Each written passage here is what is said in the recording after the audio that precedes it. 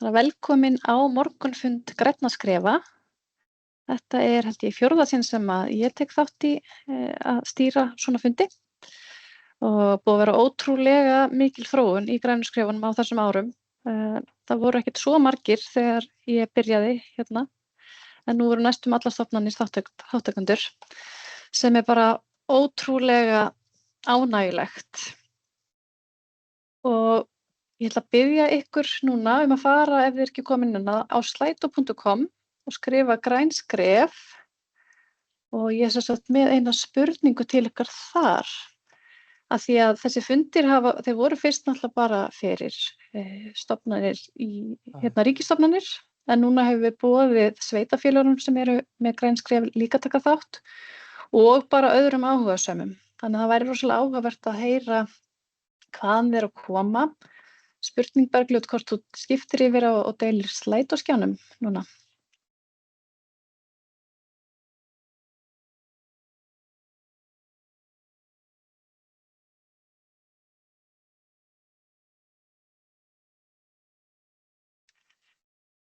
Hérna ég að spyrja ykkur, hvaðan komið þið? Bara svona áhugavert að sjá hlutfallið, því við náttúrulega sendum fundaboð á allar ríkisstofnanir, þannig að við vitum það örugglega langmest af aðilum frá ríkisstofnunum, en það áhugavert að sjá það einhverjir sjálfstætt starfandi, einhverjir á atvinnulífinu líka. En við höfum svona í gegnum tíðina fengið það hefur verið mikil svona ásókn frá atvinnulífinu að taka þátt í grænum skrefum og það hafa myndast einhverjar lausnir sem að byggja svolítið á þessu verkefni fyrir atvinnulífið. En við höfum alltaf sagt, það allt opið, af því að það náttúrulega hagur allra að við vinnum saman í umhverfismálum. Þannig að við erum bara, við höfum hvatt til þess að þegar fyrirtæki eða sjálfstætt starfandi hafa samband, að þeir nýti sér svona okkar gátlista og öll okkar vinnugögn. Það alveg hafsjór af efni sem hægt að nýta þar inni. En við sjáum hér, það langflestir eru frá ríkisstofnunum hér í dag. Og 48 búin að svara, þannig að mjög gott. Þá vitum við það þegar við byrjum að tala, hverja við erum að tala við. Mátt fara aftur á glærurnar, Bergljót. En ég ætla bara svona rétt að fara yfir dagskrá dagsins. Þemað núna hringrásarhagkerfið og vinnustaðurinn. Fyrir ykkur sem ekki það vita, þá heiti ég Þorbjörg Sandra og hef starfað eins og fram hefur komið í 4 ár í grænum skrefum, en var sjálf að vinna svona hinum yfir borðið áður en ég kom hingað við að innleiða græn skref í háskólanum. En ég í teymi hringrásarhagkerfis og okkur þótti bara mjög viðeigandi að svona segja ykkur aðeins frá hringrásarhagkerfinu. Þannig að við erum búin að fá nokkra aðila til þess að tala. Og fyrst það Guðmundur Steingríms sem ætlar að vera með smá erindi. Hann umhverfisfræðingur, en hann líka doktorsnemi og hann að gera miklar rannsóknir á hringrás á Íslandi, sem ótrúlega gagnlegt og gott fyrir okkur sem starfum hjá hinu opinbera. Það svo gott að einhver sé að skoða málin. Það skiptir máli að við séum að byggja ákvarðanir á þekkingu. Þannig að við erum mjög þakklátt fyrir hann, Guðmund. En svo tekum við Hildur Mist sem samstarfskona mín í teymi hringrásarhagkerfis og hún ætlar bara að vera með hugvekju einstaklinga hringrásarhagkerfinu. Síðan fáum við smá kynningu á starfsemi fyrirtæki sem starfar innan hringrásar svona hugmyndafræðinnar í fyrirtækinu Frosturkun og að lokum þá það hún Bergljót sem nú aðalmanneskjan í grænu skrefunum. Hún ætlar að tala hlutverk stofnana í hringrásarhagkerfinu. En mér langar bara að byrja á því að biðja Guðmund að taka við. Ég mjög spennt að heyra hvað þú hefur að segja í dag. Já, takk fyrir. Ég líka þakkláttur fyrir ykkur í hringrásarteyminu í mínum rannsóknum. Ég nýt mjög góðs af ykkar upplýsingum og svona í því sem ég að gera. Ég ætla að reyna að deila glærunum mínum. Það þarf nefnilega alltaf að vinna saman, sko. Já, og þetta gerast, við sjáum, já, þetta ekki komið upp? Þetta komið upp. Glæsilegt, þá ætla ég bara að byrja þetta og ég ætla að tala í svona cirka 20 mínútur eða svo, reyna að halda mig innan tímamarka hringrásarhagkerfið og umfang hringrásar á Íslandi og ég sem sagt Guðmundur Steingrímsson og ég umhverfis- og auðlindafræðingur, tók meistaragráðu nýverið í háskólanum og núna í doktorsnámi í umhverfis- og auðlindafræði og að rannsaka hringrásarhagkerfið og það sem ég aðalega að rannsaka bara hversu stórt það, hvar það, hvert umfang þess og þetta hringrásarhagkerfi að gera eitthvað gagn, þetta eitthvað ofan á brauð, hvað og hvernig eigum að mæla það, ég líka að skoða það ekki alveg hlaupið að því, hvernig á að mæla ýmsar hliðar þess, þetta marghliða fyrirbæri og ég sem sagt heimspekingur líka, ég tók gráðu í því í gamla daga og píslahöfundur og fjölmiðlamaður og var einu svona á Alþingi líka og hefði auðvitað átt að bjóða mig fram núna nýlega, en þess að það var náttúrulega alltaf að endurnýta. En hér erindið mitt og hápunktur erindisins strax í upphafi. Mér tókst sem sagt að gera svona stafi sem í hring, þannig að ég að tala hringrásarhagkerfið og ekki nóg með það. Ég gat látið á fara gat látið á hreyfast, þannig að þetta rauninni bara hápunkturinn kominn. En ég ætla að tala ég fæ klapp, glæsilegt. Vissi að fólk í ríkisstofnunum kynni að meta þetta. Og þá skulum við bara vinda okkur yfir í annan hring eða hnött. Byrjaði að tala allavega 2 hringi og þetta sem sagt hnötturinn sem við búum á og við skulum bara fara aðeins í grunninn, bara hvað vandamálið, hvað erum við að tala hvað viljum við leysa með þessu hringrásarhagkerfi. Það bara þetta grundvallaratriði, neysla jarðarbúa á hráefnum, hún ósjálfbær. Við þurfum fleiri jarðir ef við ætlum að halda áfram að nota svona mikið af hráefnum og náttúrunni. Og það yfir 100 milljarðar tonna áætlað að við tökum úr náttúrunni á ári hverju af hráefnum. Og þetta þá 12,5 tonn á hvern jarðarbúa, cirka. Það svona eins og 12 litli bílar. 34 tonn á hvern Íslending sýna allavega mínar rannsóknir sem Íslendingar nota hráefnum á ári hverju. Þeir eru svona þrefalt heimsmeðaltal og þetta mjög típist fyrir ríka þjóð eins og Ísland, en Íslendingar eru mikil neysluþjóð. Og efnisneyslan, þetta ekki síður vandamáli, hún vex miklu hraðar heldur en fólksfjöldi. Hlutirnir alltaf að stækka, bílarnir að stækka, húsin að stækka og við kaupum meira fötum, það ekki lengur bara haust- og vetrartíska, það eru ný tíska á viku hverri.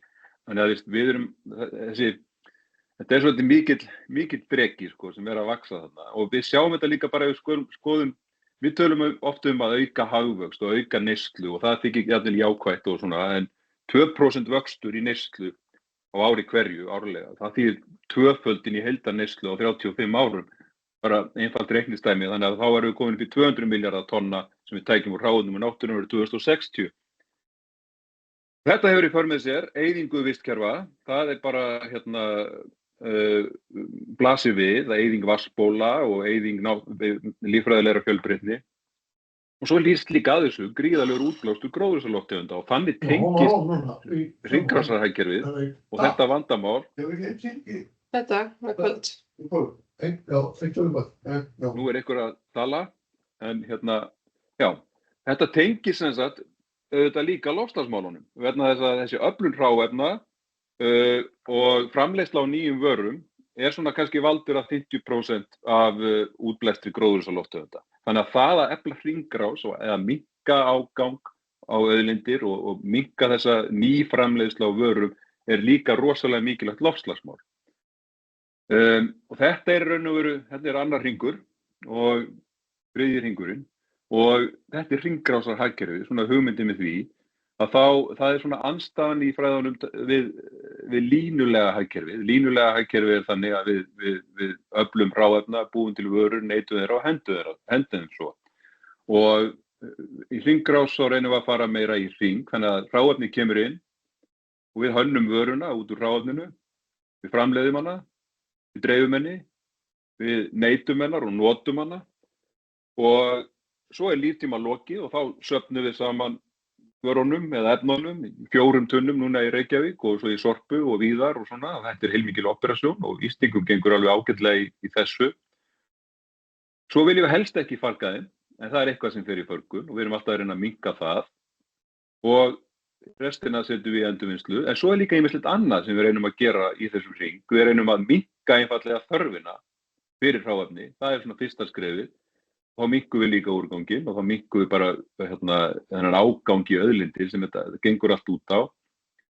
Við reynum að endurnýta og gera við reynum að lengja í þessum tíma þar sem hlutir eru í neyslu og notkun með því að viðhald og svoleiðis og deilihagkerfið, endursala á hlutum. Og það má ef við skoðum hvað hringrásarhagkerfi það er svona í fræðunum þá hafa verið tilteknar hátt í 200 skilgreiningar á hringrásarhagkerfinu og þetta svona hugtak sem mikið notað. Og mikið notað í opinberri stefnumörkum, við heyrum það víða og fyrirtæki nota þetta líka mikið og svona tala að efla hringrás og í anda hringrásarhagkerfisins og svoleiðis. En hvað þetta sko? Auðvitað fyrst og fremst þetta auðvitað hugmyndafræði og nálgun sem gengur út á það að minnka ágangi auðlindir, minnka þörf fyrir ný hráefni, reyna að minnka úrgang og reyna þar með líka að draga úr útblæstri gróðurhúsalofttegunda og ágangi á lífríki.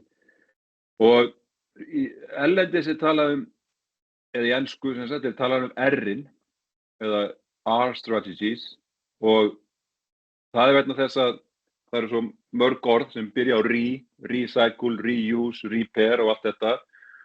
Og þetta eru svona aðferðir hringrásarhagkerfisins og við getum litið á hringrásarhagkerfið sem eins konar verkfærabox sem fullt af þessum aðferðum, eða fullt af verkfærum til þess að minnka þörf fyrir hráefni, lengja líftíma efna og vara og minnka úrgang.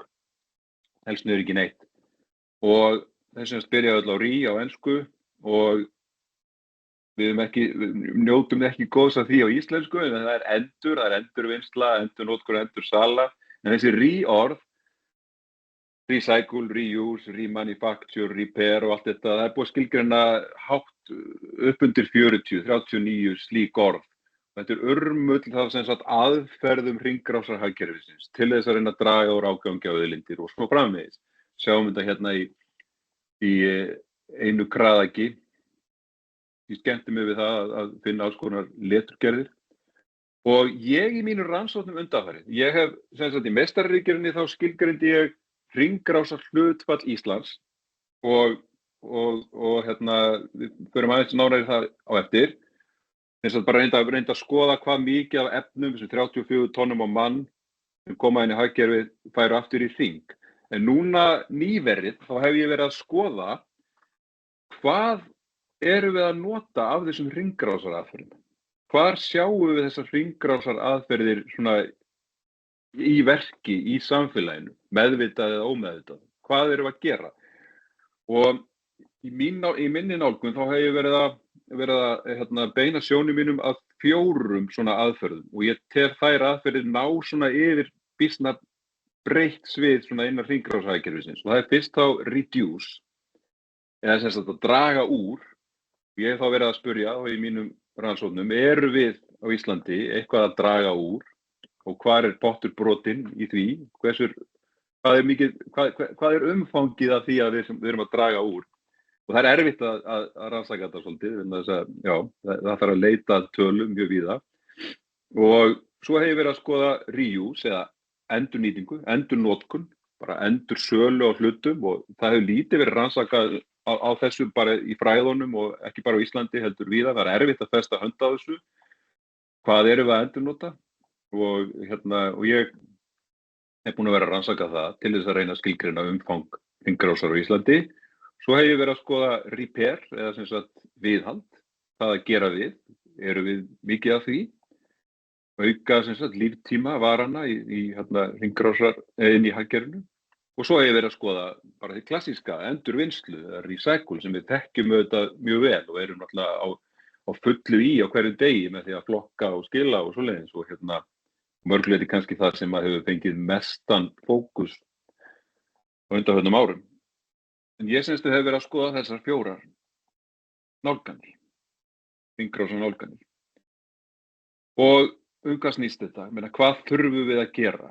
Svona almennt séð. Við þurfum hætta að vera útrásarvíkingar og byrja að vera hringrásarvíkingar og förum sem sagt að nota minna af nýju hráefni, minnka það liggur alveg fyrir. Við getum ekki haldið áfram að afla svona mikilla hráefna úr náttúrunni og búa til allar þessar vörur.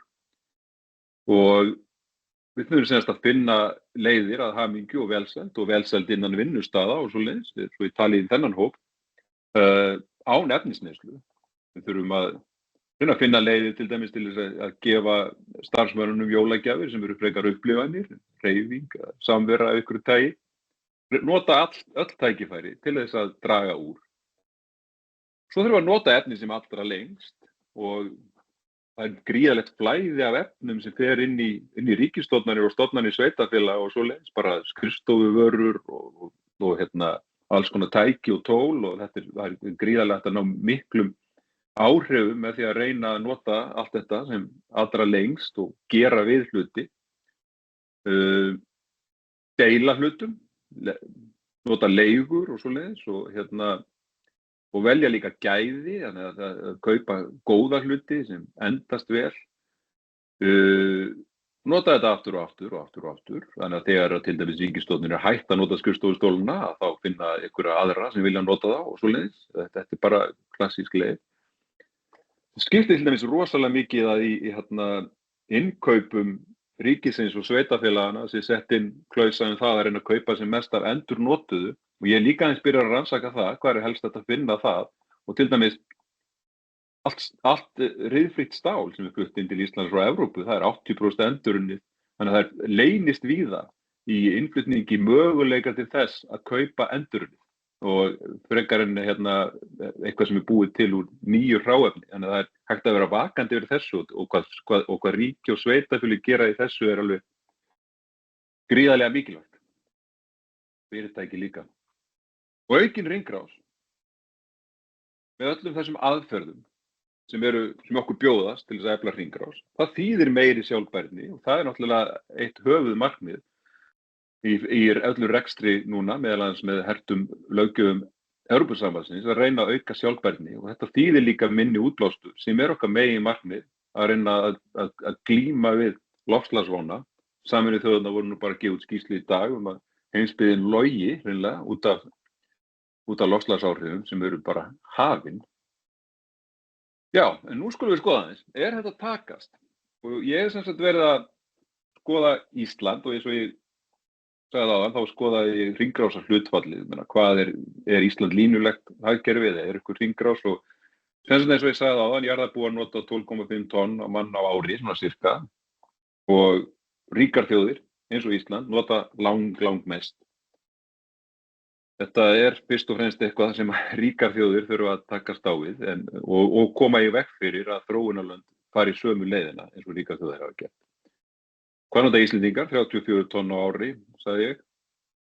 Og þetta er sem sagt ekki bara tonnin sem koma inn, þetta er efnisfótsporið. Það fer gríðarlegt magn í það að búa til vörurnar. Þetta er oft háþróaðar vörur sem Íslendingar eru að nota og það fer mikið efni eins og jarðefnaeldsneyti og alls konar í það að búa þetta til. Þannig að þetta er efnisfótsporið, 34 tonn á ári í mann, þetta er á mann. Og þetta er þessi 12,7 miljón tonn í heild sem að Íslendingar tók inn í hagkerfið árið 2019 sem ég skoðaði. Og það gerir það að verkum að það er miðað við það sem ég skoðaði, hvað færi aftur í hring, þegar það kemur inn í hagkerfið 12,7 miljón tonn, svo reyndi ég að finna efnisströym sem færi aftur inn í hagkerfið. Og þar kom nú tölur frá einhverju stofnun, mjög góðu notum og allur sá gagnabanki og þá fann ég út samkvæmt þessari nálgun að hringrásarhlutfall Íslands er 8,5%. Við erum að nota 8,5% aftur. En það er gríðarlega mikið í svona nálgun af ósögðum sögum. Það er rosalega margt sem er að gerast líka inn í hagkerfinu, þar sem við erum að nota allar þessar aðferðir sem ég nefndi áðan, endursölu og gera við og alls konar svona og að draga úr, sem kannski endurspeglast ekki í þessu hlutfalli. Og þannig að núna langaði mig að skoða það aðeins betur og það er líka rosalega margt sem kemur inn í hagkerfið af efnum. Mannvirkjagerð til dæmis er svona 50% af öllum efnum sem koma inn í landið. Og mannvirki ekkert endilega að fara út aftur. Þau eru þarna bara heil lengi og það er svolítið hvernig átt að mæla hringrás í því. Þannig að það er alls konar svona hlutir sem að blasa við. Þannig að núna ákvað ég bara að spyrja, sko, veist, hérna, þetta 8,5%, það bendir til að Ísland sé rosalega línulegt og þessi lítil hringrás og þá er bara liggur beinast við að spyrja, veist, eru við í ruglinu, eru við ekki að gera neitt, er engin hringrásar hugsun í gangi? Svarið við því, auðvitað, eins og við flestum góðum spurningum er já og nei. Og við getum byrjað að spyrja, veist, já, bara hreinlega eru við í ruglinu og það eru ýmsar vísbendingar auðvitað það og ég hef hérna mynd af notuðum textíl til hliðsjónar. Það er auðvitað allt og mikil efnisnotkun á Íslandi. Það er mikil neysla, stórt fótspor, gríðarleg aukning í þessum svona helstu vöru. Ég hef verið að skoða aðalega svona 8 efnisstrauma. Ég hef verið að skoða sem sagt sko jarðefnaeldsneyti, raftæki, bíla, plastumbúðir, pappa, byggingar, textíl og matvæli. Og til og með svo síðustu 10 árum þá hefur innflutningar á raftækjum aukist eitthvað 65% á mann og bílaeign á mann 27%, fötum 58% á 10 árum, sko, frá svona 2012. Og plastumbúðir og pappir. Þetta allt saman aukist, alveg gríðarlega. Og við flytjum út árlega bara eitthvert, við veitum ekki alveg hvert það fer, 2000 tonn á ári á notuðum fötum, það 5 kíló á mann. Þannig að veist, já, við erum að mörgu leyti rosalega mikið í ruglinu þegar kemur að því að að svona minnka okkar neyslu og hafa ykkur bönd á okkar neyslu. Plastumbúðir, það eru alltumlíkjandi og það er aukist og alveg sama þótt það hefur verið sett lög það að reyna að minnka plast og við séum að reyna þetta. En þetta er náttúrulega saga sem er alveg gegnum gangandi út allar jarðir að það er erfitt að glíma við plast og textíllinn sem þetta í hrúgum og líka sem er athyglisvert að byggingar þær hafa stækkað rúmmáli á 20 árum erum við að byggja núna 15% meira á mann. Eða sem byggingarmagnið sem í umferð hefur aukist 15% á mann á 20 árum og ég held að við höfum ekkert stækkað 15% en bara byggingarnar og það er kannski vegna þess að lofthæð hefur aukist eða það fleiri bílakjallar eða eitthvað svona en þetta er eitthvað svona sem þarf að skoða vegna þess að þetta gríðarlega stór efnisstraumur það eru að nota rosalega mikið af hráefnum og ef við getum aðeins til dæmis bara pælt í hvað byggingarnar eru að vera stórar þá getum við náð árangri. Þannig við þurfum að gera margt til að efla hringrásarhagkerfið, en við erum líka að gera ýmislegt rétt og kannski án þess að vita það. Og þá ætla ég að fara aðeins yfir í það að segja ykkur þá sögu sem svona mínar rannsóknir hafa dregið í ljós. Ég spurði bara einfaldlega, veist, er þetta alveg svona að Ísland er bara línulegt hagkerfi, línulegt neysluhagkerfi alveg í ruglinu? Eða eru hringrásir eitthvað staðar? Er eitthvað sem við getum byggt á? Og ég komst í rauninni að því að þær eru auðvitað víða og þær eru margar rótgrónar og það er mikilvægt að skoða þetta þegar við ætlum að stækka hringrásarhagkerfið vegna þess að það er mikilvægt að geta sagt fólki og mikilvægt fyrir mig að geta sagt ykkur núna að við erum að gera margt. Hringrásarhagkerfið er ekki bara einhver kjarneðlisfræði. Það er ekki eitthvað svona sem kemur algjörlega bara utan úr geimnum og þurfum að gerbreyta öllum okkar háttum til þess að innleiða hringrás. Vissulega þurfum að gera mjög margt, en það er líka hægt að líta svo á að við þurfum að gera bara meira af því sem við erum að gera. Skoðum hvað við erum að gera. Getur þetta verið gott að skoða það til þess að minna sá að verkefnið, það er ekki óyfirsnjálft. Og eins og ég sagði áðan, þá skoðaði ég þessar 4 aðferðir, draga úr, endurnota, gera við og endurvinna. Og hvað erum við að gera í þessu? Lítum á. Það að draga úr, hvernig er Ísland að standa sig í því? Erum við að gera yfirleitt eitthvað þetta mikla neyslusamfélag í því að draga úr? Þá er þetta eitt sem er alveg augljóst. Það sem er mikil bara, þetta samfélag þessu samfélagi hefur gengið mjög vel við það að draga úr notkun jarðefnaeldsneytis. Endurnýjanleg orka er núna rétt undir núna kannski okkur en 90% endurnýjanleg orka í þessu samfélagi. Það bara 10% sem jarðnæðisneti og þetta gríðarlegur árangur á mörgum áratugum. Og ef maður skoða bara tölur frá Orkustofnun innlenda sölu á jarðnæðisneti, þá 14% samdráttur á 20 árum, 6% á síðastliðnum 5 árum. Þannig að við erum á hraðri leið með að draga úr jarðnæðisneti og jarðnæðisneti auðvitað alveg risastór efnisstraumur og þetta gleymist oft í umræðinu hringrás þegar við verum að tala nauðsyn þess að draga úr. Og það mjög gott að minna sig á þetta, vegna þess að þetta módel við að draga úr svona einhverjum efnum sem hafa mikil umhverfisleg áhrif, getum við notað annars staðar líka.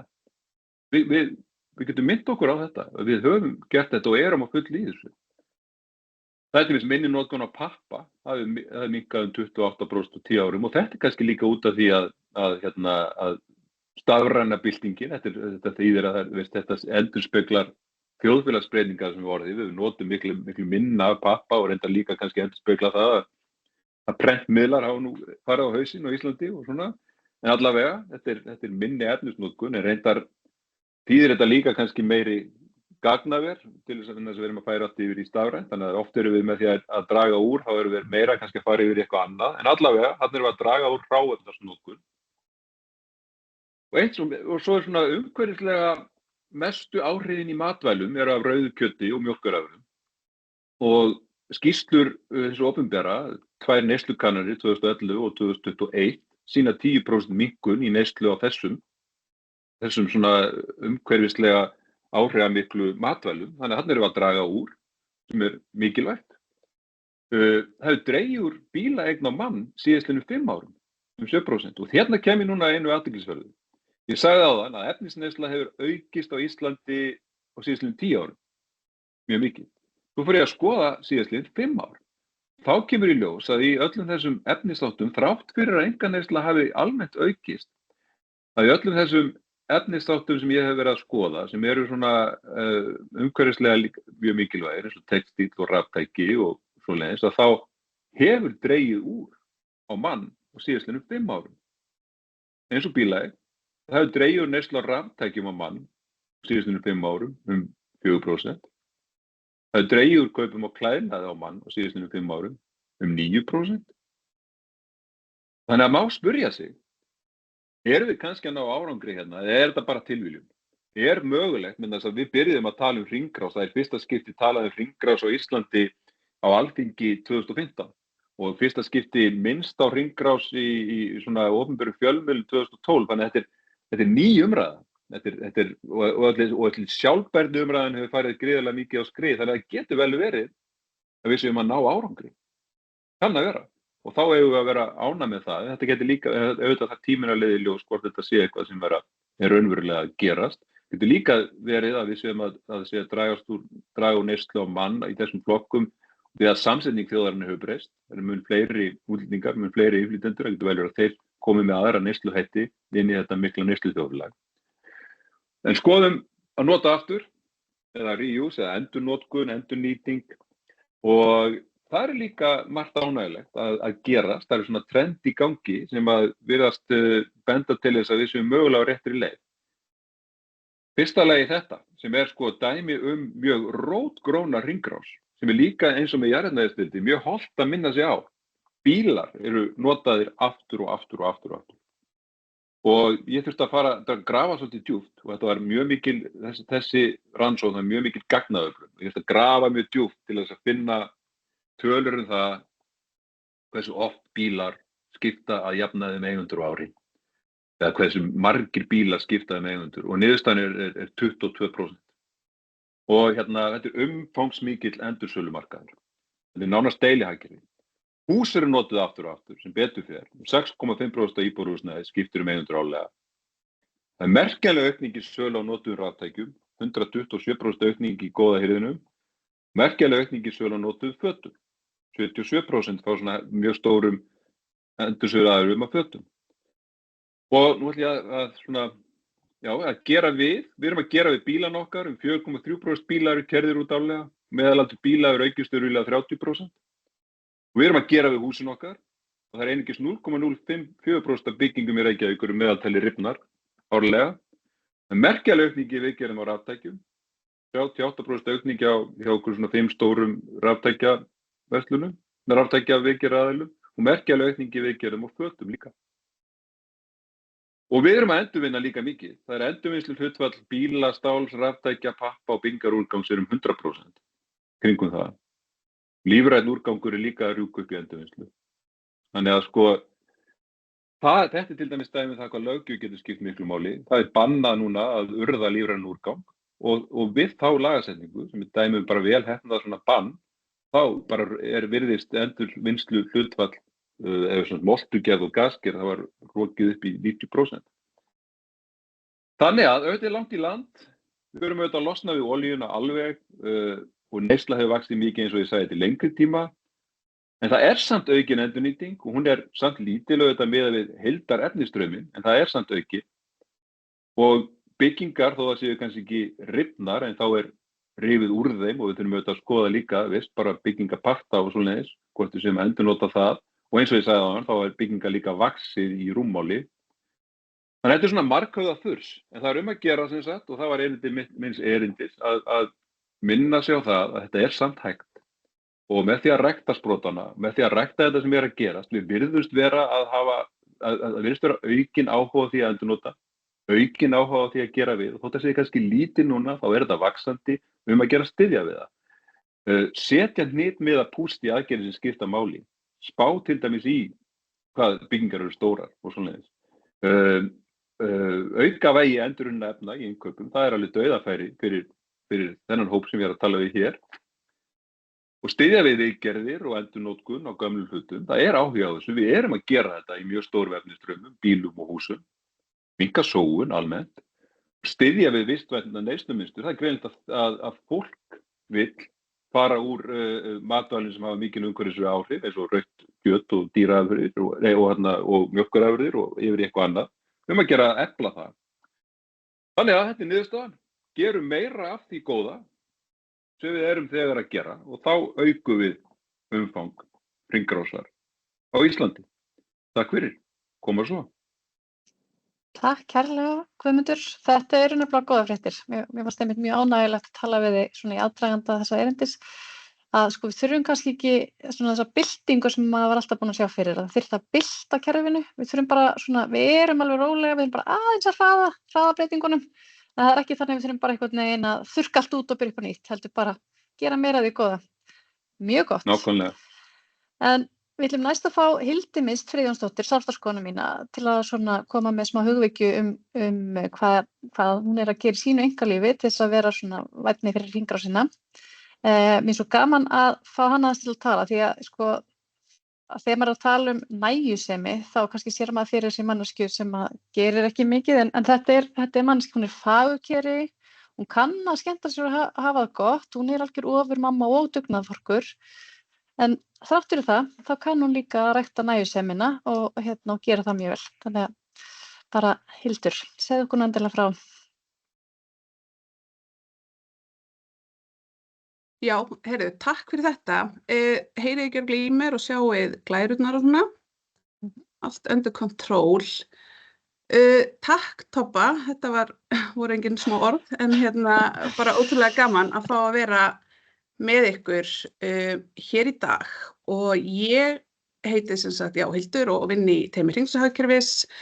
Ég ætla að vera svona aðeins á persónulegu nótunum með ykkur í dag og deila minni vegferð í átt að nægjusamari lífstíl og ég vona að ég geti veitt ykkur innblástur.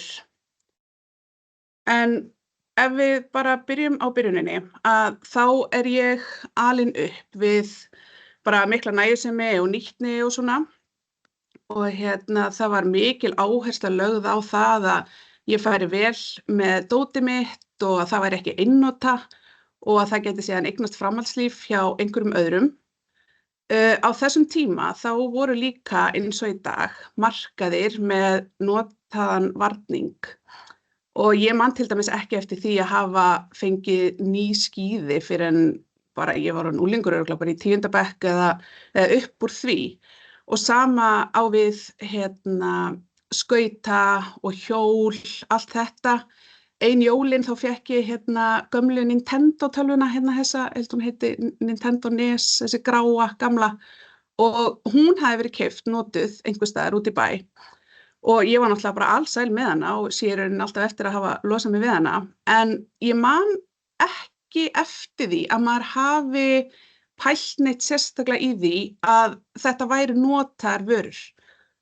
Og ekki heldur, þú veist, eins og þessi umrædda tölva, þú veist, þetta var jólagjöf frá foreldrum mínum og ég man ekki eftir því að ég hafi sett eitt spurningamerki við það að það hafi einhver átt hana undan mér.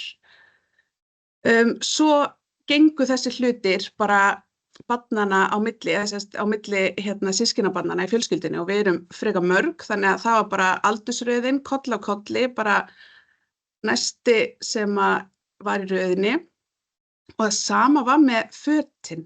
Ég man eftir, og þið kannski kannist við þetta mörg, þú veist, maður hittist heima hjá einhverjum og það var svona stór svartur ruslapoki á stofugólfinu, svo voru allir að máta og eitthvað svona og það var ótrúlega mikið sport að ef maður fann til dæmis eitthvað cool ból eða eitthvað frá eldra frændsystkini sem maður leit upp til, þú veist, þá var það eiginlega ómetanlegt og gaf flíkin einhvern veginn miklu meira gildi.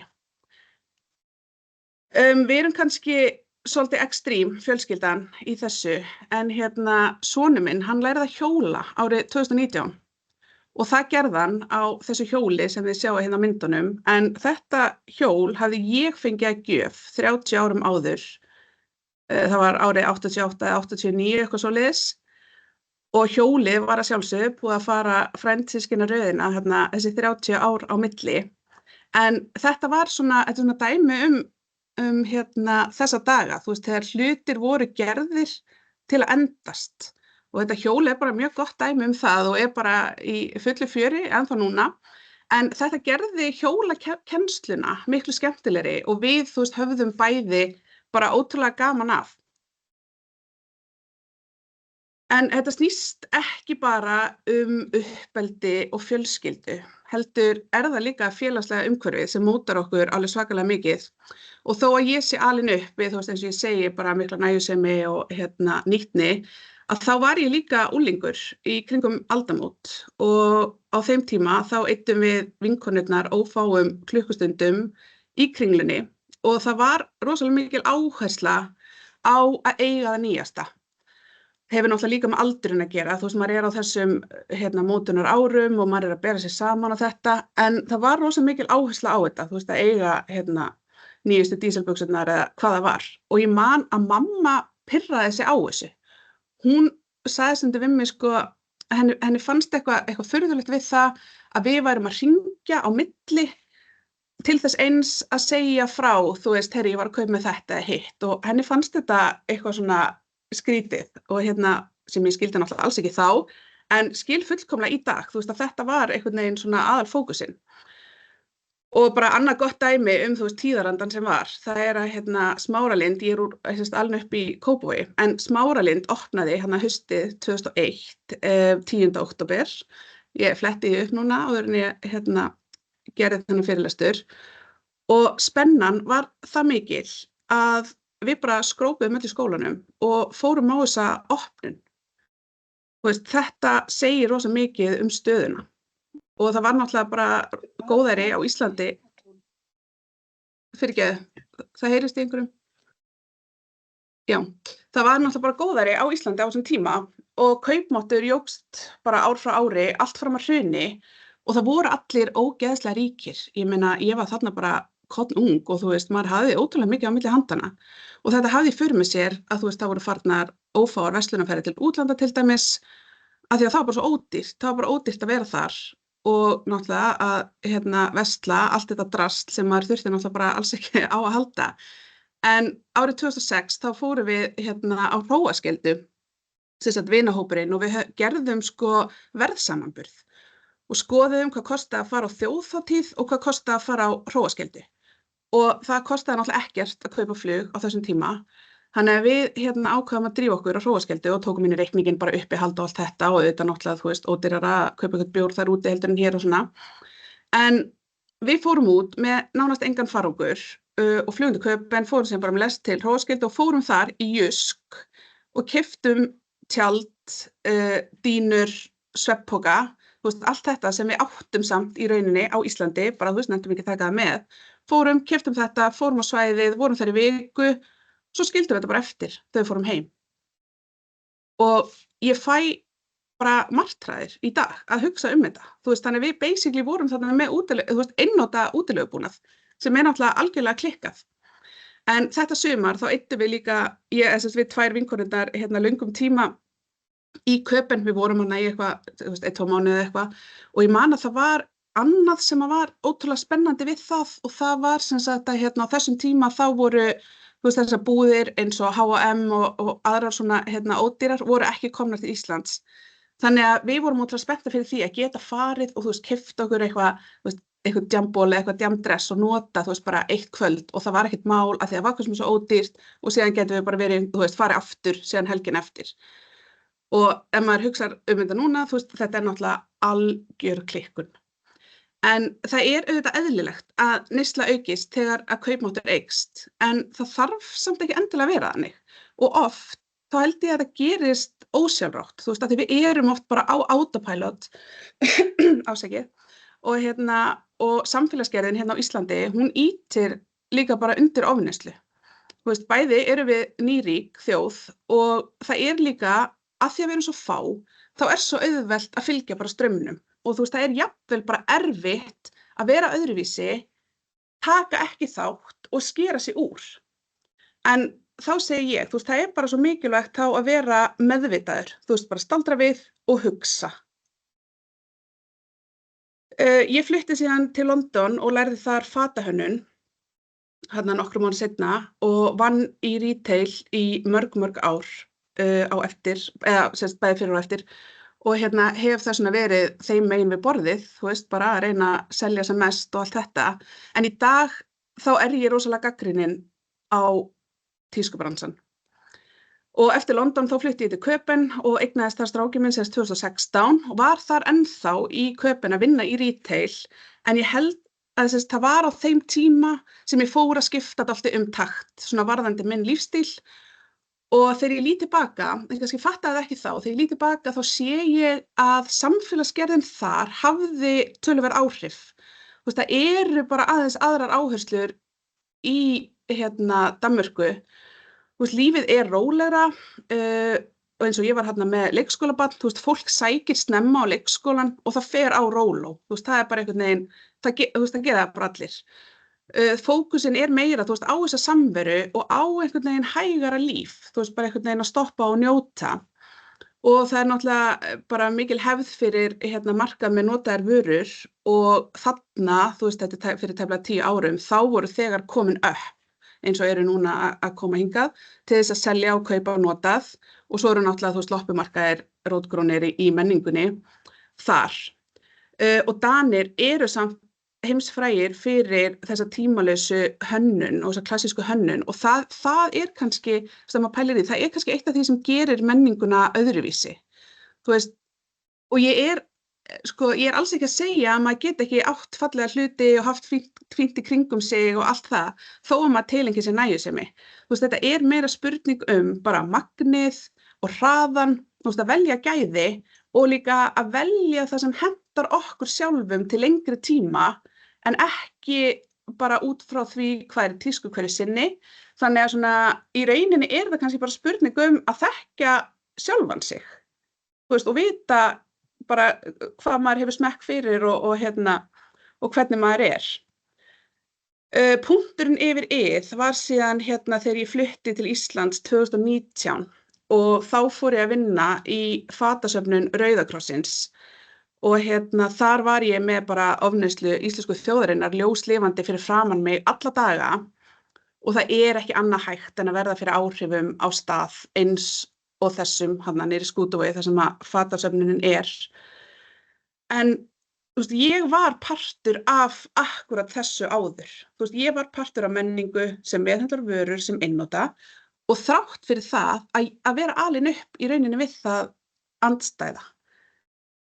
Og þannig að þetta kannski svona síðasta áratuginn sem að ég hef verið að tileinka mér meiri nægjusemi í mínu lífi og þetta hljómar rosalega klisjukennt í hvert einasta skipti sem ég segi það, en ég ætla samt að segja það og það er að nægjuseminni fylgir ótrúlega mikið frelsi. Og það er ekki bara það, heldur náttúrulega líka sparnaður bæði í tíma og peningum. En þú veist, það er bara einhvern veginn þetta að vera ekki alltaf í þessu hamstrahjóli. Og strákurinn minn, hann er 8 í dag og hann gerir til dæmis enga greinarmun á því hvort að gjafir sem að hann fær eru notaðar eða nýjar. Þú veist, hann er bara alveg jafn sáttur við bæði og ég, þú veist, tengir náttúrulega við það frá mínu uppeldi eins og ég var að segja með þú veist, þó maður hafi fengið einhverja jólagjafir og þær voru keyptar notaðar, þú veist, ég man aldrei eftir því að ég hafi pælt neitt sérstaklega í því.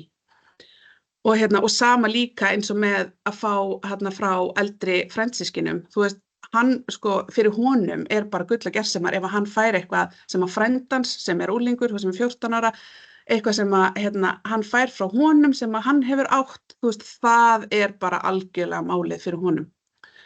Og af því að hann er, þú veist, vanur þessu og þetta er bara alltaf verið svona og við tölum ekki þetta, að þá hugsar hann líka það að koma sínu áfram. Þú veist, hann er ofta að nefna við mig eitthvað, hey, þú veist, þetta getur verið sniðugt fyrir litla frændans og bæði bara fatnað og dót og svona.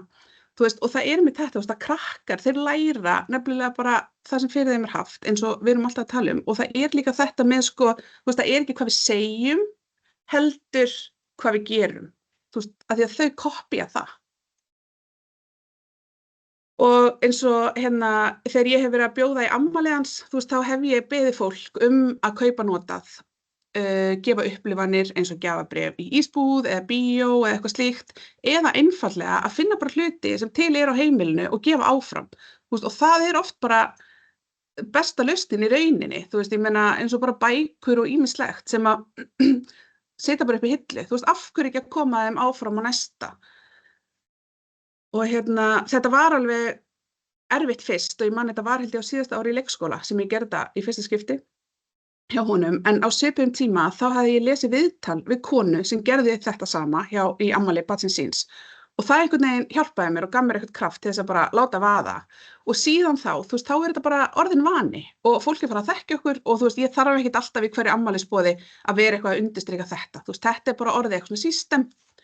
Og hann náttúrulega var það lítið á þessum tíma, hann kannski skildi þetta ekki beint og þú veist, var ekkert að pæla í þessu, en þú veist, í dag er hann náttúrulega orðinn stærri og þú veist, við bara ræðum þetta og hann er bara algjörlega meðvitaður á þetta, þú veist, eins og núna er hann búinn að gera óskalista fyrir jólin og þú veist, og það sést alveg á þeim óskalista að þú veist, hann er þarna, þú veist, það er einmitt bara gjafabréf og slíkt. Sko, já, með það, fullorðnir, sko við gleymum stundum hvað krakkar eru í rauninni ótrúlega klárir og það er hægt að tala við börn og útskýra fyrir þeim nánast hvað sem er. Og við erum sko stundum að láta eitthvað eftir börnunum okkar einfaldlega vegna þess að við treystum okkur ekki til þess að segja nei eða við treystum okkur ekki til þess að taka eitthvað samtal.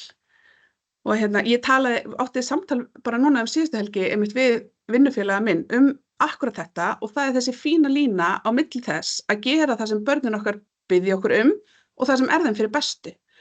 Af því að stundum er það þannig að það sem við gerum fyrir þau í dag, þú veist, það er eitthvað sem lætur þeim líða vel núna, en það er kannski ekki að besta fyrir þau til lengri tíma litið.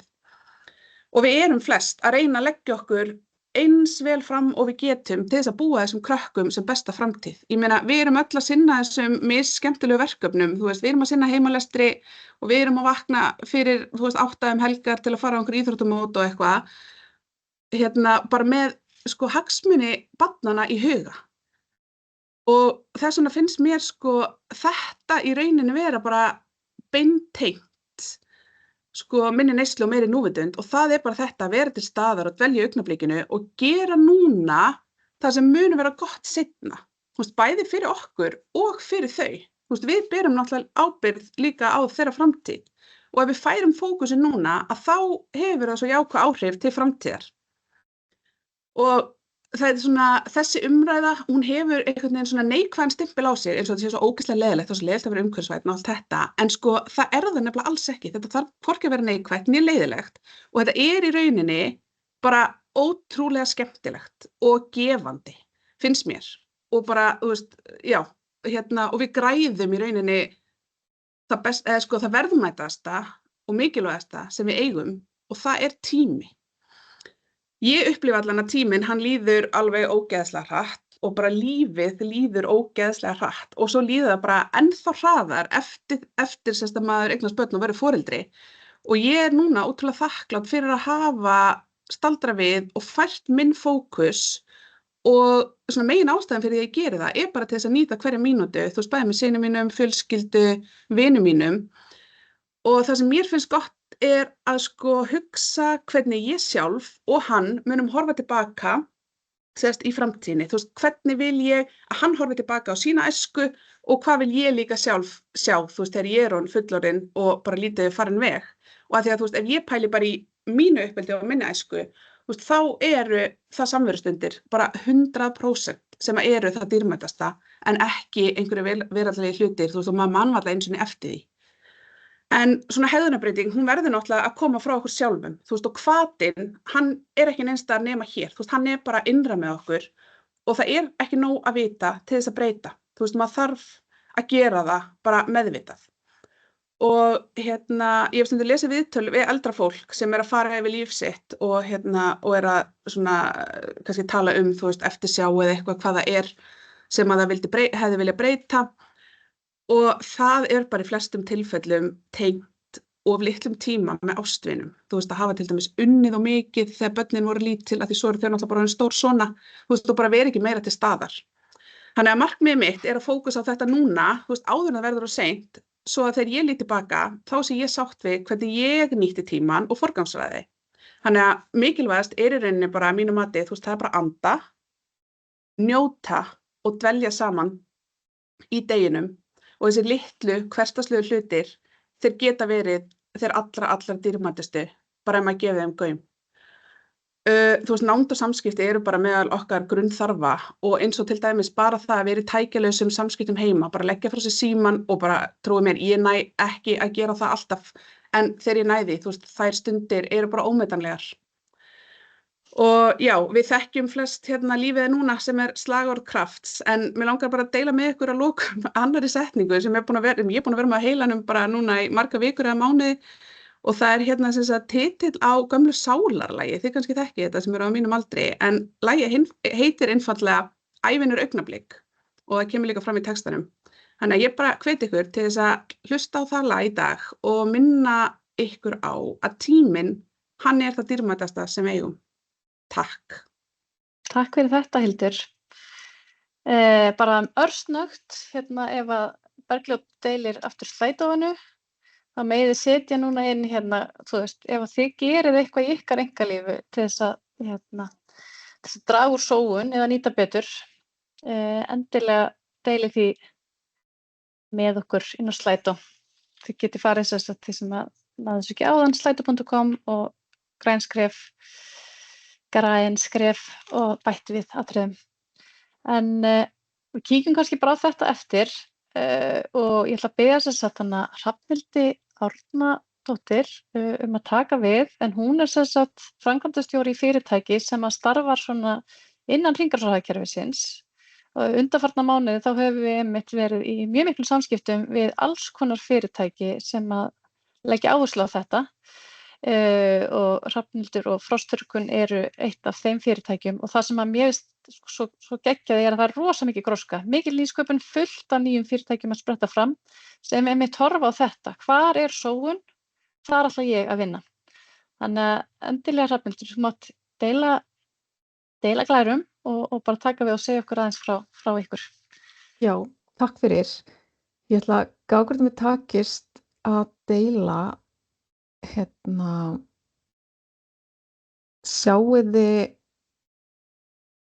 þið núna eða? Jöp. Ok.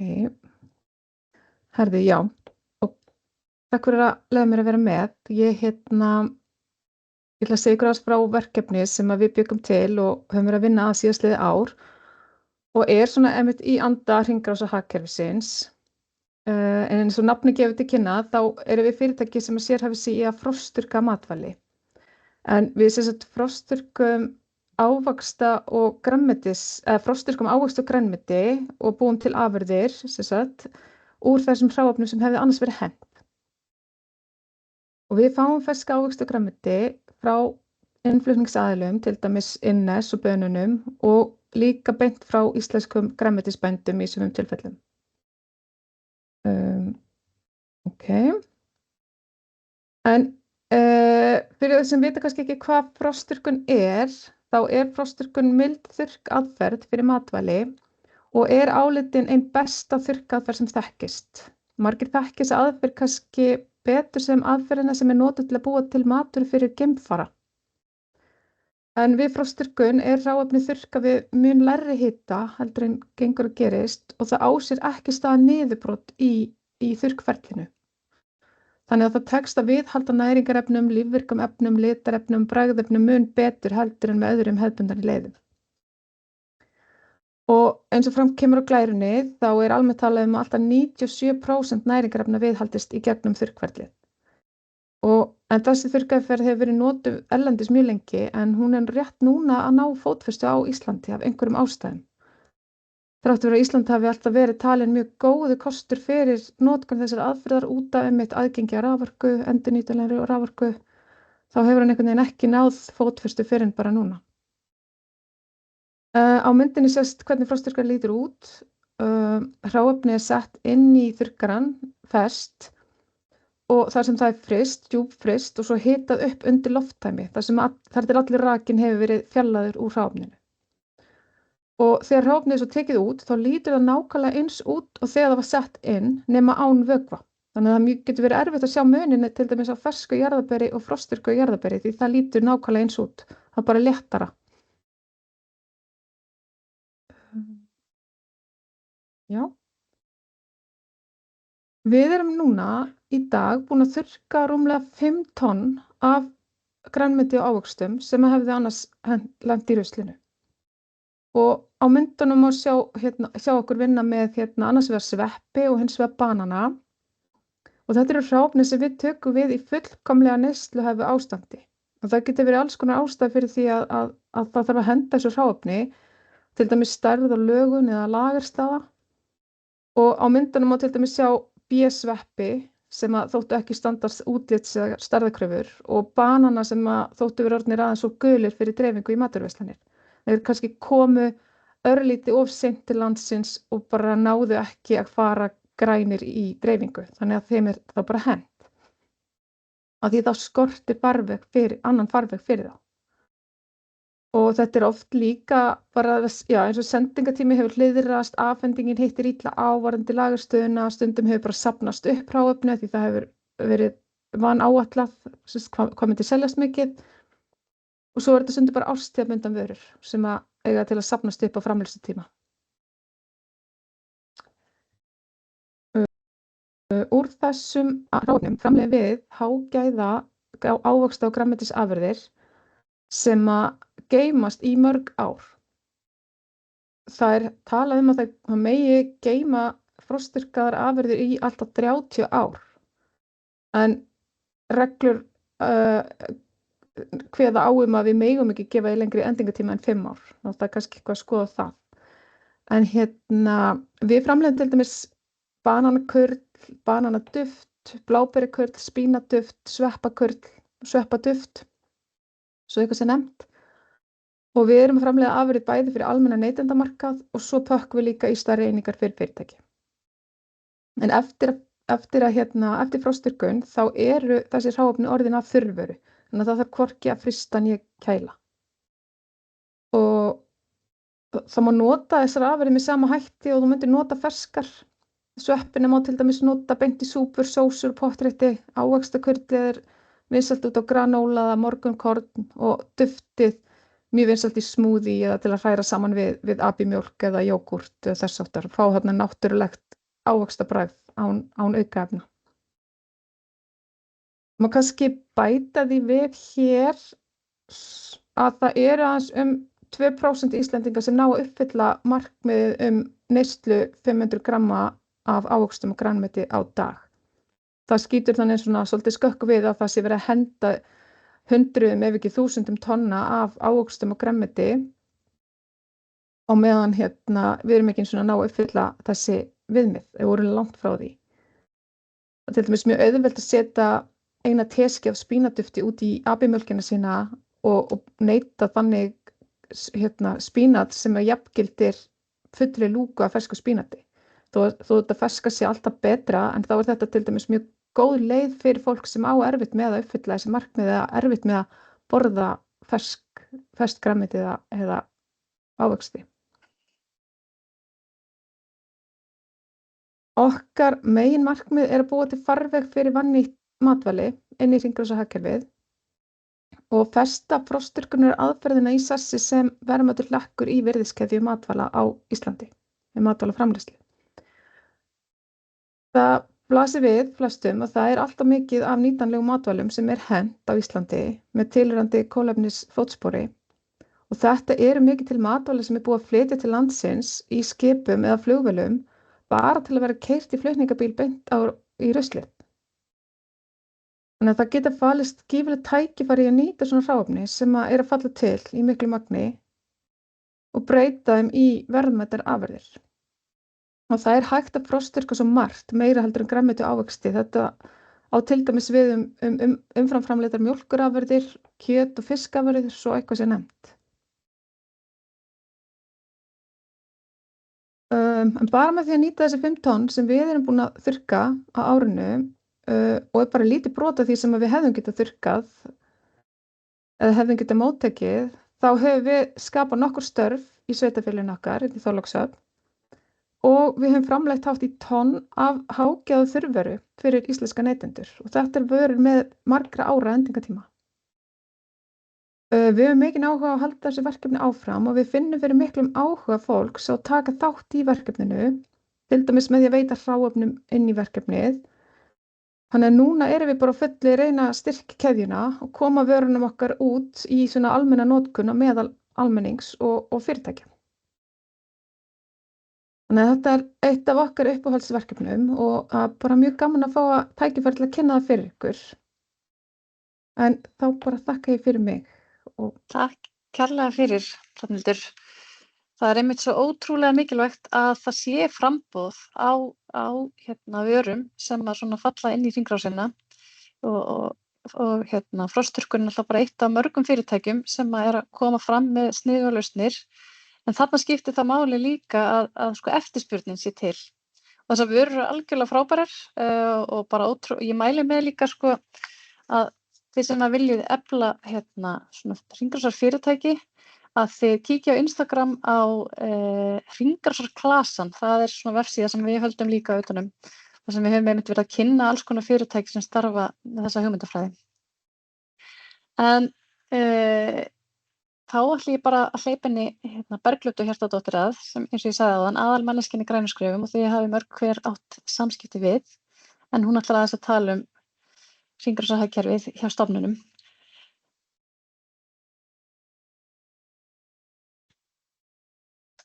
Jæja, takk fyrir. Jæja, þið sjáu glærurnar eða ekki? Jú. Herri, það rosalega gaman að vera hérna í dag, sjá hvað það ótrúlega vel mætt. Ég sé nokkur andlit sem ég kannast við, sem ég hef átt ánægjuleg samskipti við á þessu ári. Og mig langar einmitt að byrja erindi mitt á að draga upp þá jákvæðu mynd sem mér hefur birst af Grænu skrefunum síðan ég byrjaði. Það kom mér satt að segja verulega óvart þegar ég byrjaði fyrir á þessu ári, hversu miklum árangri þið hafi náð í innra umhverfisstarfi ríkisstofnana undanfarin ár. En í Grænu skrefunum taka nú þátt 176 stofnanir sem þýðir 543 starfsstöðvar og að Grænu skrefin ná til rúmlega 17.500 starfsfólks. En það gera sirka 5% þjóðarinnar, gera þeirri betrir. Og svo náttúrulega ofan á þessa tölur þá bætast við grænskriðsveitarfélagana og þar auki, eins og Tobba talaði áðan, eru fjölmargir aðilar í atvinnulífinu sem hafa tekið sér grænskref til fyrirmyndar. Svo það má með sanni segja að grænskref haldi áfram að vaxa bara með hverju árinu.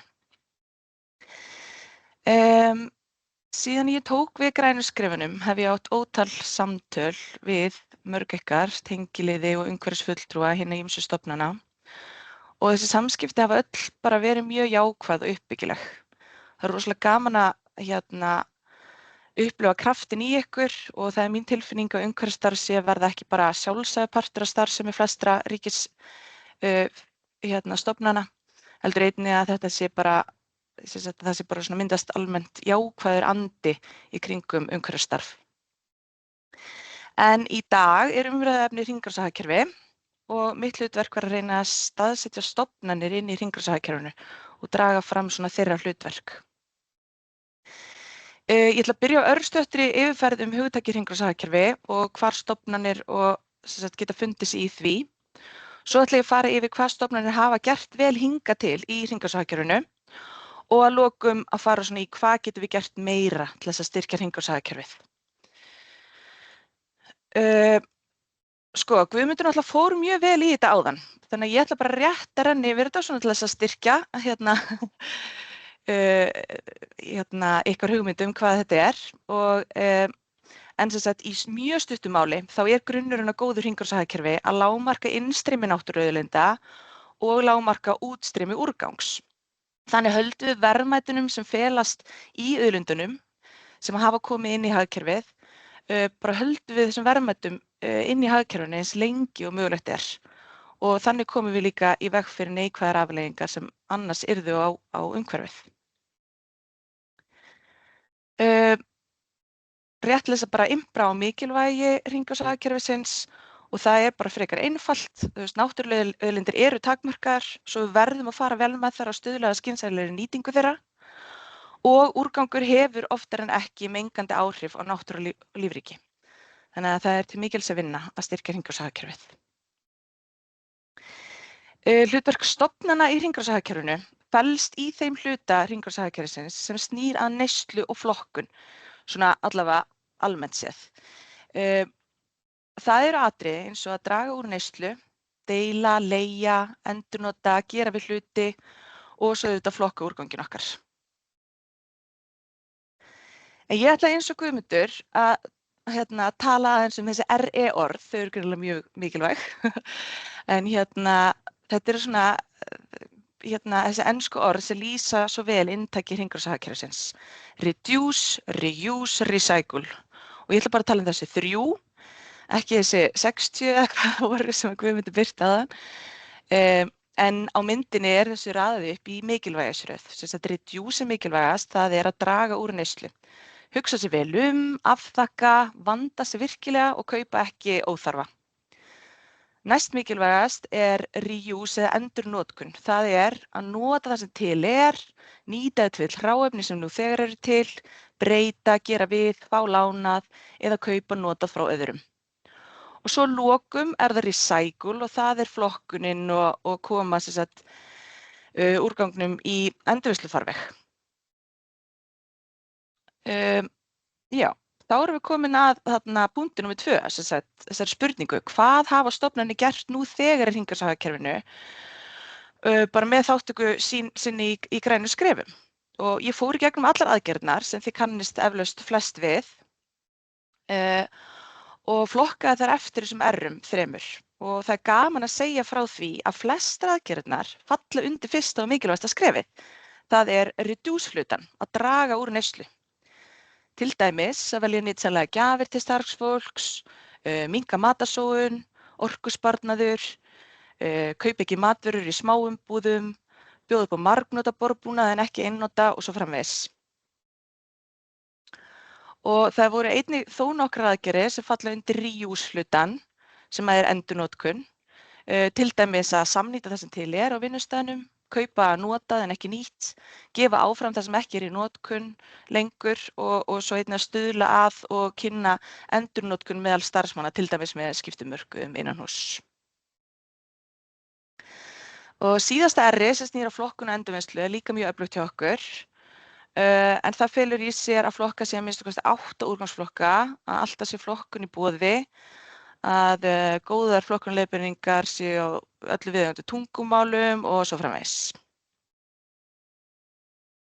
Þannig að þetta það sem vel gert hjá okkur. Og þá kemur að síðasta punkturinn sem hvað getum við sem stofnanir gert til að styðja við og styrkja hringrásarhagkerfið enn frekar. Og í grunninn gott að hafa þetta í huga að ákvarðanir stofnana geta haft mikil og jákvæð áhrif á hringrásarhagkerfið. Kaupmáttur ríkisins mikill og við höfum séð það í gegnum grænu skrefin að við getum saman haft bein áhrif á framboð af vörum og þjónustu sem samræmast hugmyndafræði hringrásarhagkerfisins. Til dæmis hafa mötuneytisþjónustur breytt úrvali sínu til vegna þess að einhverjar af þeirra viðskiptavinum eru ríkisstofnanir og birgjar eru til dæmis margir farnir að alfarið nota fjölnotaflutningakassa vegna pressu frá fjölmörgum stofnunum. Svo var Svanurinn og önnur umhverfismerki fundið verulega fyrir aukin eftirspurn í kjölfar grænu skrefana og það hefur virkilega skilað sér í stóru auknu úrvali til almennra neytenda. Með þessum hætti erum við, að ryðja jarðveginn og gerum það bara hratt og örugglega. Og bara já, eins og Hildur talaði áðan, þá bara ótrúlega stutt síðan, þetta eru bara 30 ár síðan að hringrásarhagkerfi var bara sjálfsagt á Íslandi. En það breyttist einhvern veginn mjög hratt yfir í næstu fullkomlega línulegt hagkerfi, þar sem kaupa, nota, henda, einhvern veginn hefur ráðið ríkjum. Ég hef hins vegar vonum að við getum breytt þessu hratt aftur tilbaka og árangurinn sem hefur náðst með grænu skrefum bara vekur mér von í brjósti. En í hverju getum við styrkt okkur? Greinum það sem við getum gert enn betur. Nýtum tólið eins og innkaupagreiningar, úrgangsgreiningar, eiga samtal við birgja, semja við þá, ræða það ykkur þykir mikilvægt að hafa umbúðir sem minnstar, að varan sé orkusparandi, umhverfisvæn, jafnvel eins og keyrið út á rafmagnsbifreiðum, skoða það sem er í flokkunartunnunum, greina úrganginn ykkar, eitthvað þar sem má sleppa því að kaupa eða jafnvel flokka betur, minnka enn meira lífræna úrganginn, finna leiðir til þess að panta rétt magn í mötuneyti til dæmis eða koma afgöngum í betri notkun. Til dæmis við í teiminu mínum við söfnum bara á einn stað í hillu, svona tómum ísboxum og skyr og jógurt dollum og þá geta þeir sem vilja tekið afgang á mötuneytunni ef einhver án þess að lenda í vandræðum með box. Svo getum við gert enn betur í nýtingu. Við getum látið búnaðinn endast betur, skulum ekki glepjast að tískustraumum, veljum vandaða vörur og nýtum viðgerðarþjónustur. Það alveg slatta framboð, maður þarf bara að kynna sér það að viðgerðarþjónustum til dæmis og bara hugsa til lengri tíma. Ef við þurfum að kaupa eitthvað nýtt reyna að velja umhverfisvottað, leggja okkur fram við að sinna viðhaldi, bæði á húsnæði og öðrum búnaði sem við notum. Já, svo bara gaman að tala hringrásarhönnun. Ef skiptir húsnæði eða fara í endurbætur, þá bara rosalega gott að huga að notkunum möguleikum allt frá hönnunarstigi. Hanna rýmið þannig að þessu auðveldlega hægt að breyta með tilliti til þess að þarfir starfseminnar breytist eða nýir aðilar flytji mögulega inn í framtíðinni. Myndirnar hérna sýna okkar frábæra húsnæði hérna á Suðurlandsbraut 24 en Umhverfisstofnun fór í svansvottaðar endurbætur fyrir nokkrum árum og það bara svo sannarlega að reynast okkur vel núna því að við erum að sameinast Orkustofnun og þá bara mjög gott að rými var hanna meðal annars með það að leiðarljósi og auðvelt að vera að breyta uppröðun og gólfaplani. Og svo ef við tölum meira innkaupagreiningunna þá skilar hún því að það meira hægt að meta hagkvæmnina við að færa neyslu að einhverju leyti yfir í deiliþjónustur og kannski leigu að búnaði í stað þess að kaupa alltaf sitt eigið. Og mig langar að hrósa ykkur af því að ég veit til þess að þó nokkur ykkar hér hafa stigið það skref að hafa samband við systurstofnanir eða stofnanir með svipaða starfsemi og bjóða innréttingar eða annan búnað til skipta, bæði óska eftir og bjóða það sem þið hægt að nota. Og þetta eitthvað sem við ættum að styrkja ennþá frekar og hafa í huga. Já, hérna eru góð dæmi skiptimarkaði sem við höfum haldið Umhverfisstofnun og ég veit að fjölmörg ykkar hafi haldið góða skiptimarkaði í ykkar stofnunum. En þetta getur verið alveg gríðarlega gott tól í vitundavakningu til ykkar starfsfólks. Því eins og ég talaði áðan, þá hafa stofnanir mikinn kraft í nafni fjöldans. Ekki bara innkaupakraft, heldur einnig áhrifakraft í ljósi þess hve margir starfa hjá stofnunum. Þetta eru 17.500 manns sem starfa hjá stofnunum sem taka þátt í grænu skrefum. Ef allt þetta fólk tekur reglulega þátt í skiptimörkuðum, þá hefur það áhrif, bæði bein áhrif og einnig áhrif út í þeirra nærsamfélag með aukinni vitundavakningu. Að lokum þá langum að taka undir það sem Tobba var að tala áðan, við verðum að styrkja innlend hringrásarfyrirtæki. Það eru fjölmörg fyrirtæki í Íslandi sem bjóða fram vörur og þjónustu sem stofnanir ættu að vera meðvitaðar að eiga viðskipti við. Alveg svo ég talaði áðan með umhverfisvottuðu vörurnar, þá geta stofnanir með sínum kaupmætti stór auki framboð og eftirspurn á vörum með því að velja rétt. Hrafnhildur Árnadóttir, sem talaði við okkur áðan frá Freeze-Dry, Iceland Freeze-Dry eða Frostturkun EHF, bara var með frábært erindi og ég hef smakkað jarðarberjakurli þeirra og það er algjört lostæti. Ég var og börnin mín alveg sjúk í þetta, þannig að ég hvet ykkur til að skoða bæði hennar fyrirtæki og þessi fyrirtæki sem birtast á Glærunni. Þetta er allt alveg frábær fyrirtæki sem vinna í hringrásarhagkerfinu og eins og Tobba sagði áðan að kíkja á Instagram hringrásarklasans fyrir frekari upplýsingar. En enn og aftur að lokum, mig langar bara að halda áfram að halda þessum jákvæða dampi sem búin að vera í kynningunum í dag. Mig langar að benda á að það er skemmtileg aukaverk við hringrásarhagkerfið, er bara aukin hagræðing, hagkvæmni og svona beinn sparnaður fjárhagslega.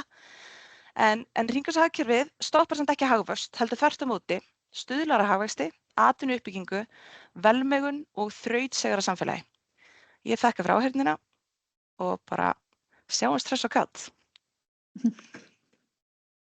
Takk kærlega Bergljót. Mátt henda upp aftur slædóunum, þannig að við sjáum aðeins, það var næsta spurning var hvað gerir þið á þínum vinnustað til að efla hringrásarhagkerfið? Og eins og Bergljót nefndi nokkur sem við vitum náttúrulega að þið eru að gera rosalega margt og það er svo gaman þegar þið eru að segja okkur frá bara þessum skiptumarkuðum sem þið eru að gera og mér finnst mjög gaman af því að nú erum við svo lítið land og teymi hringrásarhagkerfis, við erum alltaf einhvern veginn öllum ein við borðið þegar kemur að hringrásarhagkerfinu. Þannig að ég heyri, það er fyrirtæki að hafa samband við okkur og segja bara hvernig get ég orðið umhverfisvænni, hvernig get ég gert betur. Nú eru bara fullt af stofnunum að biðja okkur að breyta skiptum umbúðir, minnka bjóða upp á, eða draga úr matarsóun eða hvernig það er. Þannig að við bara finnum alveg svona beint á okkur að þrýstingurinn sem þið eruð að valda er virkilega að hafa áhrif. Þannig að ég bara svona hvet ykkur áfram til þess að halda áfram að taka upp tólið, tala við ykkar birgja, skoða hvar eru við versla, skoða ruslið ykkur, hvaða rusl er að myndast, hvaða úrgangur er að myndast, getum við gert eitthvað til þess að minnka það. Þannig að já, bara það sem þið eru að gera, það er að hafa áhrif og við getum gengið miklu, miklu lengra.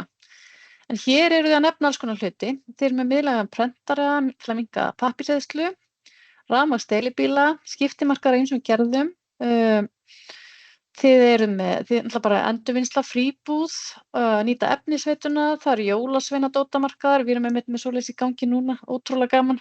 Og mér finnst með þessa markaði, það er ekki bara það að maður sé einhvern veginn að efla hringrásarhagkerfið og gera einstaklingum sem að starfa hjá okkar stofnunum auðveldara fyrir að taka þátt í hringrásarhagkerfinu. Heldur er þetta líka bara svo skemmtileg menning, það er svo gaman að hittast á markaðnum og gaman að sjá gömlu leikföng barnanna minna vera allt í einu komin til annarra og þú stóð eins með föt og svona. Þetta er bara ótrúlega gaman. Ég ætla að skipta núna yfir í hvað væri meira hægt að gera til að efla hringrásarhagkerfið í vinnunni. Ef það er eitthvað svona, eitthvað sem eitthvað dettur í hug sem hefur ekki verið nefnt í dag eða eitthvað sem þið viljið gera meira af, þá megið þið núna setja það inn. Það er kannski eitthvað fleiri pælingar einhvern veginn öðruvísi skiptimarkaði. Ég ætla að setja hérna líka.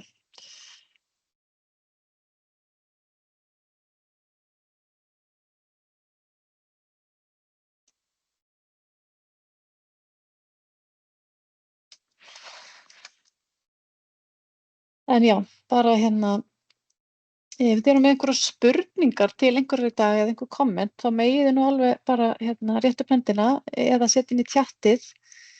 Hér er talað að þið viljið fá meiri fræðslu kannski mikilvægi þess og það er líka einmitt, við viljum ekki bara fræða ykkur sem starfi í grænskrifunum, heldur líka alla hina sem starfa hjá stofnunum. Svo eru alltaf margir framhaldsskólar sem eru partur af grænskrifunum að við getum einmitt svona látið fræðsluna smitast út fyrir bara starfsfólk, heldur líka allir sem erum að þjónusta eða mennta eða hvað það nú er. Alltaf hægt að gera meira í mötunum á kaffistofum, koma afgöngum í frískápa. Hér er einhver að nefna að kaupa ekki nýföt í 1 ár, get ég það? Ég veit að fólk hefur farið í svona einhverja keppnir eða átök og það alveg gaman að gera það á vinnustaðnum. Einhver með annars núna svona spurningar til okkar eða til Guðmundar eða Hrafnhildar eða Hildar eða Bergljótar eða bara einhver komment? Þá megið þið bara rétta upp höndina eða setja inn í tjatið.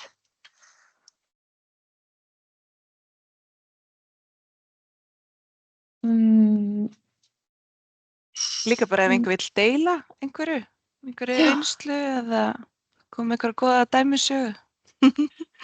Ég get komið með ef engin annar, af því að ég var með svona Trump upp í erminni. Eins og ég sagði áðan, þá ég náttúrulega búin að starfa í grænu skrifunum mjög lengi, bara eiginlega frá upphafi nánast. En fyrst var ég hinum yfir borðið, þá var ég ein af ykkur að reyna að fá mína stofnun, Háskóli Íslands, til þess að verða umhverfisvænni. Það var rosalega þungt og mér fannst allt gerast rosalega hægt. Og á einhverjum tímapunkti þá man ég ég var sérst í aðalbyggingu og við vorum með kaffivél, það var ekkert eldhús, það var bara kaffivél á hæðina sem ég starfaði og það voru bara plastbollar og mikið af mínu samstarfsfólki var að taka 2 og 3 bolla af því að það var svo heitt og bara henda og ég var alveg svona frekar erfitt að fá fólk til að breyta þessu. Svo var einn starfsmaður sem kom til mín og sagðist hafa safnað öllum bollunum í gegnum tíðina.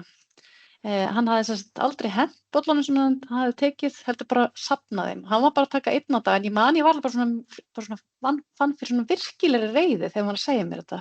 Hann var bara einhvern veginn stoltur af öllu þessu stóra safni. En svo þegar svona reiðin rann af mér, þá fattaði ég hvað, hann var ekki að gera neitt annað en allir hinir. Hann var í raun bara að gera vandamálið sýnilegt. Og ég ætla að fá að deila myndbandi sem ég gerði þegar ég fattaði í raun hvað þetta var mikil snilld hjá honum, að bara sýna hvað það að taka bolla, hann var bara að taka 1 bolla á hverjum degi, sumir voru að taka 3-4 bolla á hverjum degi, en bara sýna magnið. Þannig ég ætla að fá að deila einu myndbandi í lokin. Það kemur couldn't share sound, það ekki? Ok. Já, ég að breyta. Ég að prófa heyrið ennþá í mér. Já. En núna, heyrið í mér núna? Já. Ok, þá get ég kannski til þessu. Yes.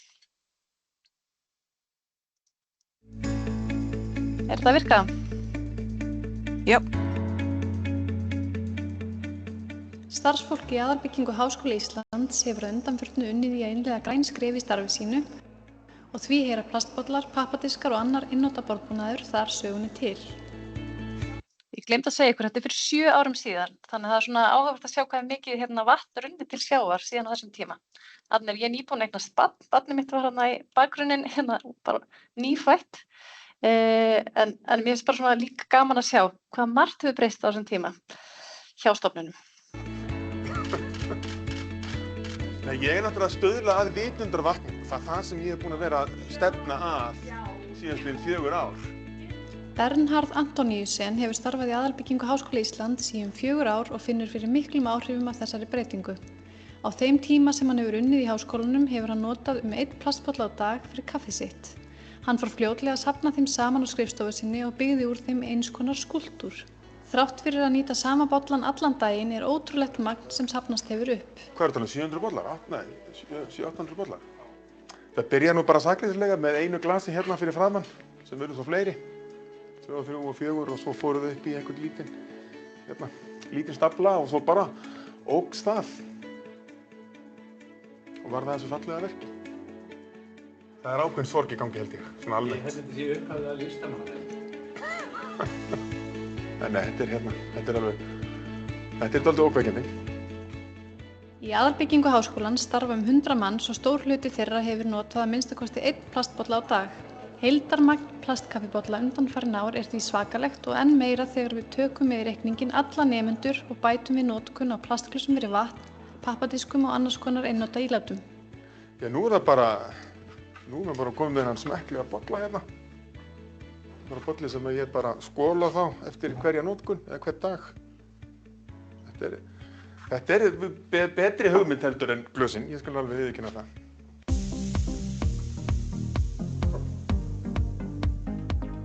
Ef allir starfsmenn háskólans og nemendur notuðu svipað magn af einnota bollum og Bernhard hefur gert, getum við margfaldað umfangið sem við sjáum á myndunum með ca. 16.000.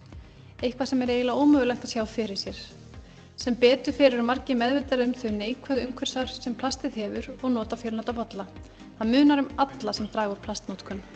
Byrjaði með einu glasi. Bara svipað og allgættur á fyrstu sónn.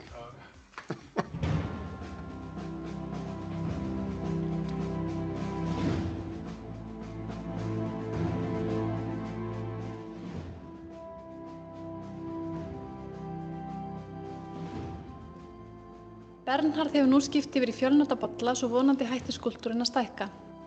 Hann er samt ekki tilbúinn að kveðja plastlistaverkið sitt strax sem fær þess vegna að lifa sem minning þetta plastneyslubrjálæði sem við höfum búið við undanfarin ár.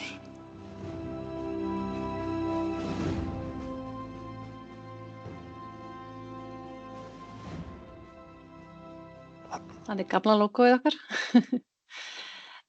Mér varst þetta var, eins og ég sagði, ég var rosa reið við hann fyrst en svo svona fattaði ég. Hann var í raun bara svolítið að gera sýnilegt þessa sturlun sem var í gangi og það er eiginlega alveg ótrúlegt að hugsa til þess. En nú er ég ennþá með eitthvað vídeó í gangi.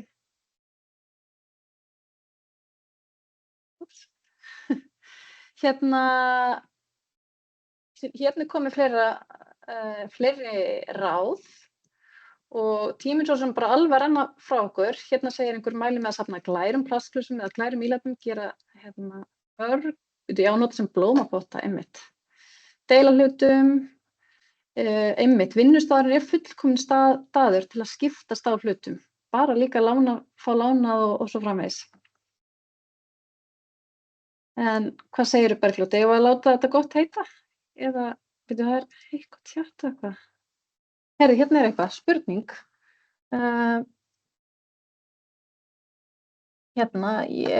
Spurning sem ég fæ mismunandi svör við. Ég á bensínbíl, 6 ára gamlan, gengi vinnuna, keyri ekki mikið, en finn innri og ytri þrýsting að skipta honum út fyrir rafmagnsbíl. En þá þarf ég að kaupa nýjan bíl og svo gamlir hvort þið í umferð. Er einfalt svarið því hvort það er betra að skipta eða eiga áfram lítið notaðan bensínbíl? Ég er ekki með einfalt svar við þessu. Þetta fer algjörlega eftir, held ég, notkuninni. Hversu mikið bílinn er notaður, kannski Guðmundur með eitthvað input hérna. En ef fólk er lítið að nota bílana sína, þá er ekkert endilega held ég betra að skipta yfir í rafbíl. En hins vegar, ef bílinn er notaður, ég veit ekki hversu oft það þarf að vera, þá er það mjög fljótt að verða umhverfisvænna að vera á rafbíl. En hvað segir Guðmundur? Ert þú með eitthvað input hér? Nei, ég er myndið að setja hérna inn í tjatti að ég myndir allavega að segja að það væri ein grunnregla sem maður getur stuðst við, að það er að ef maður ætlar að kaupa nýjan bíl að hafa þá aldrei bensín eða dísilbíl, þannig að við ætlum ekki að fjölga bensín eða dísilbílum í umferð. En þetta er auðvitað þeir þróun sem verður að eiga sér stað yfir tíma, að við erum að útfasa jarðefnaeldsneytisbílana og þannig að ef maður kaupir nýjan, kaupa þá rafbíl eða hreinorkubíl, og reyna, það getur bara verið mjög skynsamlegt í þessari útfösun að halda þessum bílum sem eru í þokkalegu ástandi bara í notkun, þangað til að þeir eru búnir og þá tekur við, það er þetta áætlanir gangi alltaf út á að þetta vel gengur, normunum gengur vel, kannski hægt að fasa þetta út á svona áratug, en allavega ekki fjölga bensínbílum. Ég veit að Stefán Gíslason, hann hefur gert einhver rannsókn á þessu, þar sem maður kannski svolítið kemst að því hversu mikið þarf maður að nota bíl til þess að sé umhverfisvænna að fara í rafbílinn. Þannig ég myndi líka segja að þeir sem að nota bílinn mjög mikið, þeir sem er nota hann alla dag og ferðast langt, þar er umhverfisvænna að skipta yfir í rafbíl. En akkúrat þessi aðili, hann er nefnt að tala að nota hann ekki. Þá getur líka verið mjög mikilvægt afsakið að nýta sér einmitt að það er mjög virkur endursölumarkaður. Þannig að ef maður keyrir mjög mikið, þá getur verið skynsamlegt fyrir mann sjálfan að fara yfir í rafbíl, eins og ég hef gert, en koma hins vegar hinn í bifreiðinni í þá áfram í notkun, þangað til hún er búin. Nefnilega. En annars er tíminn bara búinn hjá okkur og ég þakka bara kærlega fyrir þessa góðu þáttöku og við verðum bara í sambandi. Bergljót er alltaf tilbúin að taka á móti fleiri skrefum og spurningum, þannig að endilega heyrið í okkur Takk kærlega fyrir í dag.